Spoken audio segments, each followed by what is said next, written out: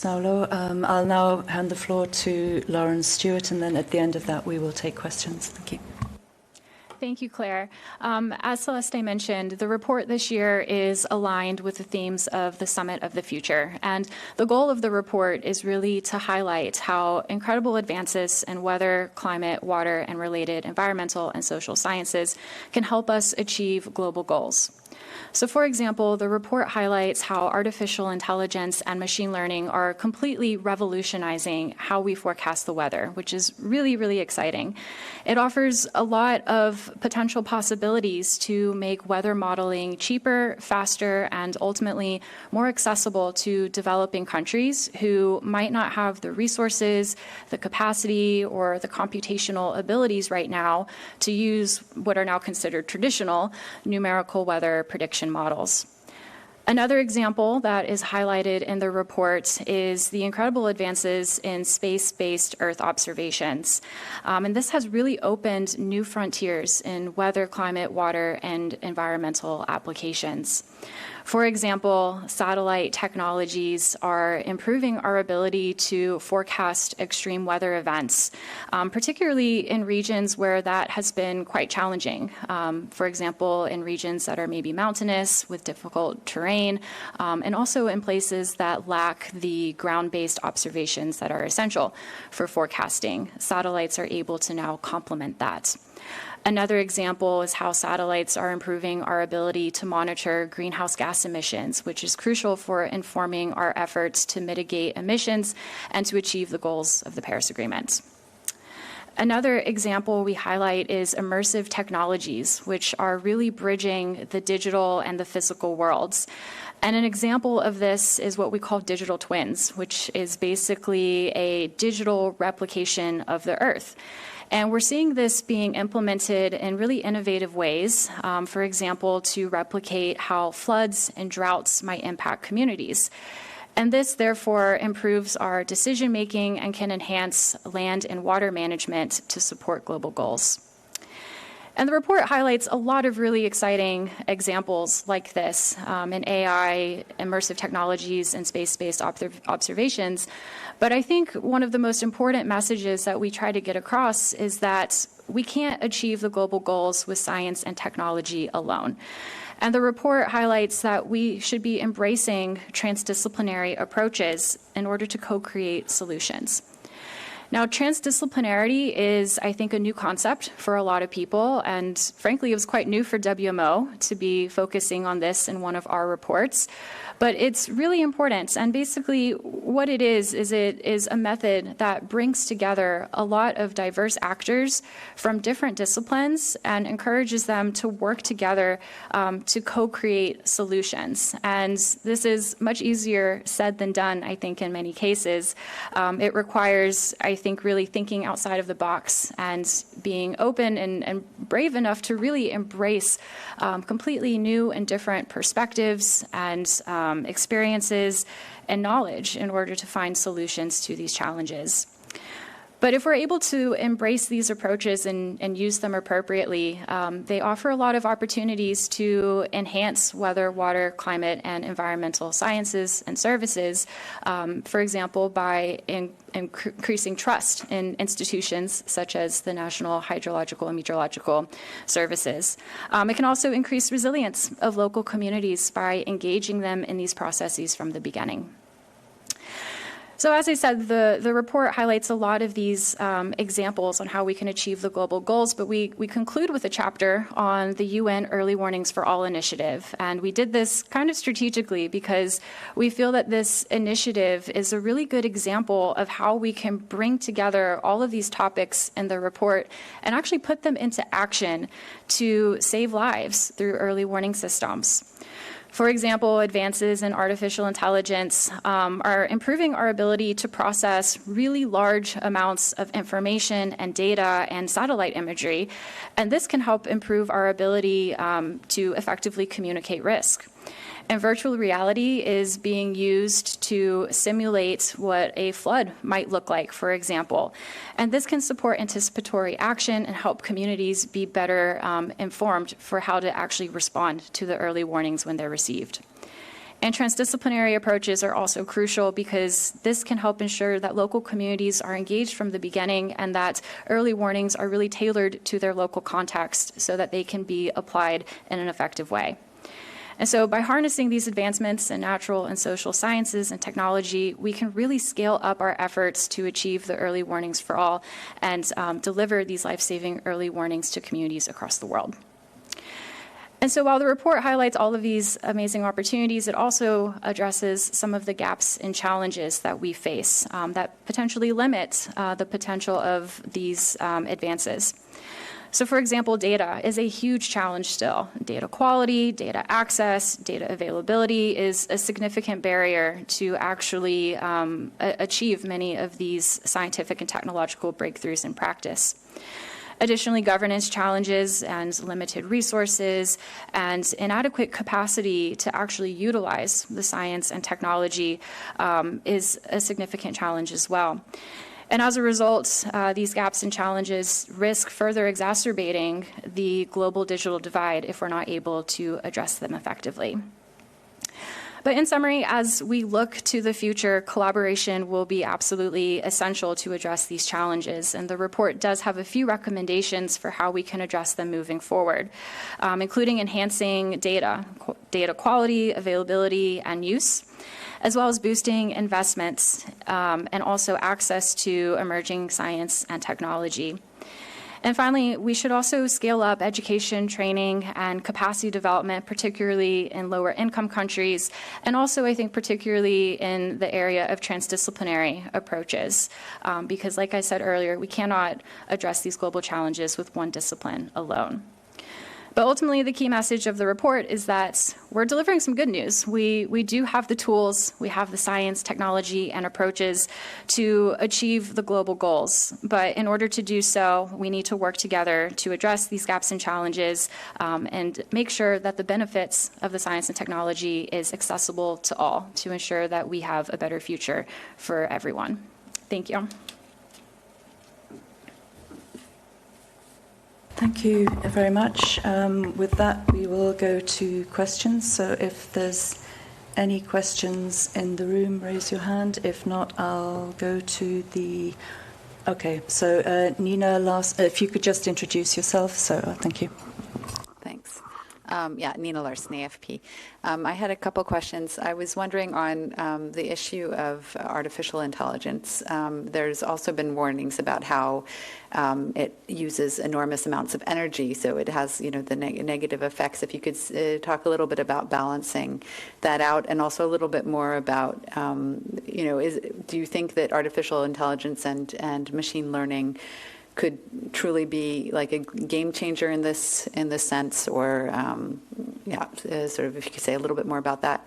And then about the upcoming COP, I was just wondering if you had any thoughts about the financing deal and how likely you think that is to succeed. Thank you. So I will address your question on AI, which is a great question. And you're right. AI does offer incredible possibilities and opportunities moving forward, but we also have a lot to learn still about it in order to apply it in ways that are ethical and appropriate, I think. And this field is moving so fast, sometimes it's hard to keep up just with all of the advancements that we're seeing. But in terms of, just the amount of energy that it takes and also the computational power, it really is significant. And although it can make weather forecasting more accessible by reducing some of those burdens, there is still a burden as far as energy and computational resources. And so it's not a perfect solution by any means, but I think it does hold a lot of potential. And with so much research being done in this field, I do think it can be a game changer in the way that we do forecast the weather moving forward and in making that more accessible. Thank you very much for your question. I will address the one facing COP. Certainly, of course, we are all concerned about how we get enough funding for the just transition, and in particular, as the report highlights, how we can really deliver on better early warning systems, for example. So we do have expectations, and this report also helps to highlight the importance of funding. So it's also, the report is also providing another perspective from the scientific point of view, why we need that funding, and how that funding would really help develop these tools. So yes, we are going to cope with lots of expectations. As usual, we know that countries will debate a lot, but we need to provide concrete ways forward. And this report is about concrete ways forward. So where you put the money, you get something concrete for the benefit of the countries, and I would like to highlight that. Thank you. Okay. Next question is from the platform, Bianca Rotier of Globo TV Brazil. Bianca. Hi, good morning, everyone. Thanks a lot. Yeah, the report mentions that in the first semester in Brazil, the state of Rio Grande do Sul experienced the most severe floods ever recorded. And now in Brazil, there are many areas that are being ravaged by fire. So we can see smoke over the skies, even in above big cities, including São Paulo. How likely is that the extent of this fire in Brazil is also a consequence of climate change? In which extent can the climate change crisis be also responsible for this extreme event? How concerned are you with the disasters we have seen recently in Brazil? And finally, what message would you like to send to the Brazilian authorities, Brazilian government, but also to Brazilian citizens in the sense of becoming more aware of the problem? Thanks.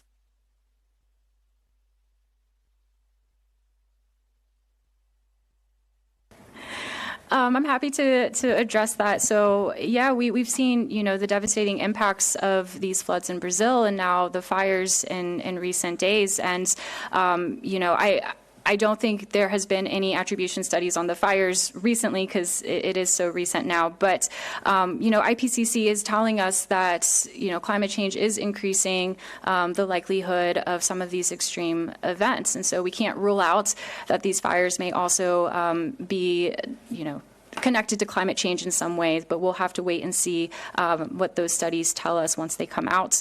As far as what message we want to send to people regarding this, I think the message is really clear. The science tells us that we need to take urgent and ambitious mitigation and adaptation action. And we need to do this across scales, from governments to the private sector to individuals as well. We all have an important role to play in reducing our emissions and also increasing resilience in local communities. And so that's the message I think I would like to send to them. But I don't know if, Celeste, you want to add anything? Or? Yes, maybe just to complement, certainly it's quite worrying to see so many extreme events all over the world, I would say. You highlighted Brazil. Certainly the flooding at the beginning of the year was extremely critical, and now we have these fires. Although we don't have still the attribution studies that Laureen mentioned, and these are quite, I would say, critical to make sure that the climate change is driving these fires.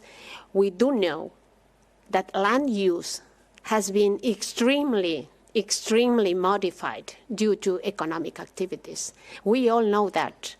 And how Pantanal suffered from this in Brazil, it's I think a demonstration of what is happening all over the Gran Chaco area. That is not only Brazil, but Bolivia, Paraguay, and northern Argentina, where I come from. So the land use change has substantially affected also what is happening with fires. So yes, IPCC has highlighted that we will have more and more extreme events. So we are just witnessing what the scientific community already mentioned that was going to happen. And my message would be, as highlighted by Laureen, we have to stand together. We have to work and find out solutions that allow just transitions, that allow us to protect the planet, to have sustainable development, and it's a movement across nations, across communities, and across, of course, the UN system. And we will engage as much as possible to provide all the resources for informed decision-making. Thank you very much.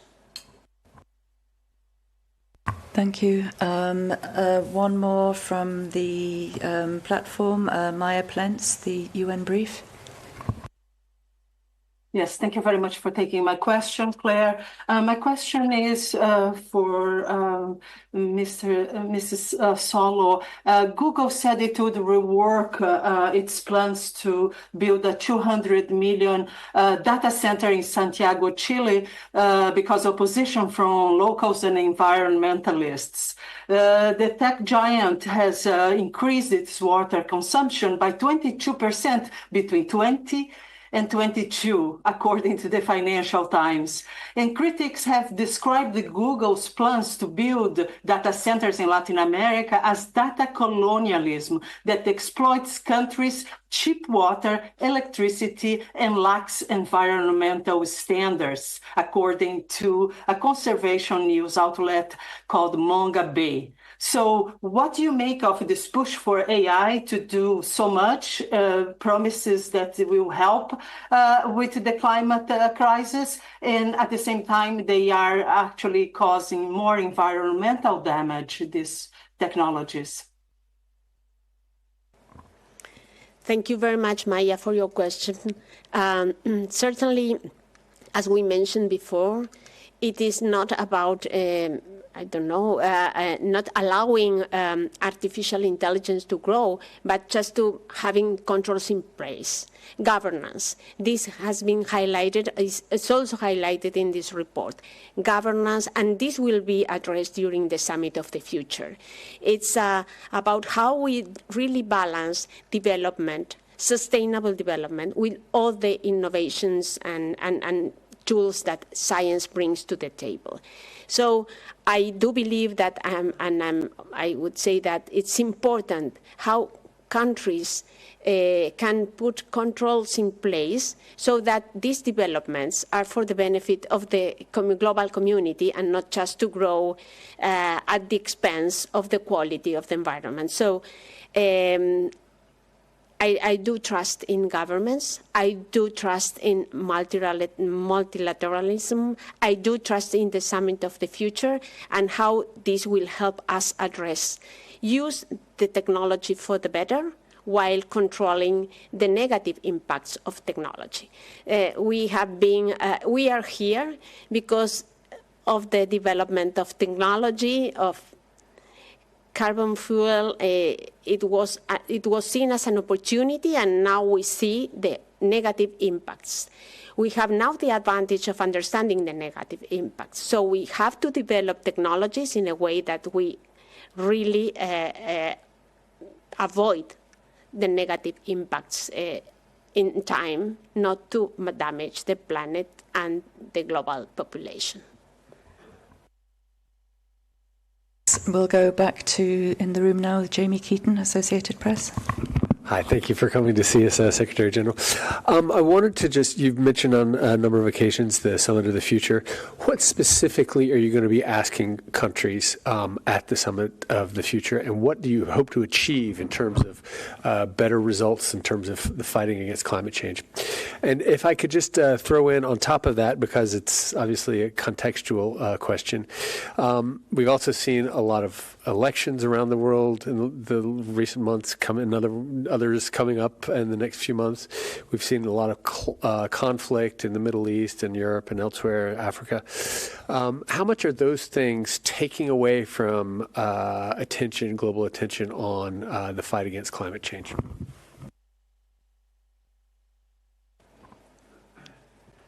Thank you for your question. Certainly, it's a complex one, very hard to address from, I would say, an individual perspective from any organization. And again, I would go back to the issue of collaboration and mutual interaction. We all know that huge amounts of money are going into the conflict situation that we are experiencing globally, and that, of course, removes the money from the climate action. We see this as a risk. We see it with concern. I think that most of the population around the world sees this as a concern, not only because we have global conflicts that are really damaging people, but because also we are not using our resources to help others to improve their life quality and opportunity. So certainly it's a world with many conflicts. And looking into the Summit of the Future, I believe that I truly believe it's an opportunity for countries to address the inequality crisis, the climate crisis, the environmental crisis, and try to reach together some strong agreements in terms of how we are going to speed up our our capability to achieve sustainable development goals. What WMO expects from the Summit of the Future? Of course, enhancing the role of science in decision-making for us is critical. Enhancing data production, data sharing all across the world, because we have highlighted that the data we have is not enough to understand what is happening to our planet and to the environment and to the ecosystems. So we need more data. We need to share that data, and that is a strong message from the WMO. And of course, it's a strong message from all the, to empower the national meteorological and hydrological services that are doing their best to continue with the observing system, to reinforce the observing system, to bring objective information for decision-making. This is not about opinions, it's about reality. It's about how science can help decision-making, and we need to use science for that purpose. Science should not be kept in a box for a few of us. Science should be the driving mechanism all around the world to really transform and give more opportunities for the generations to come.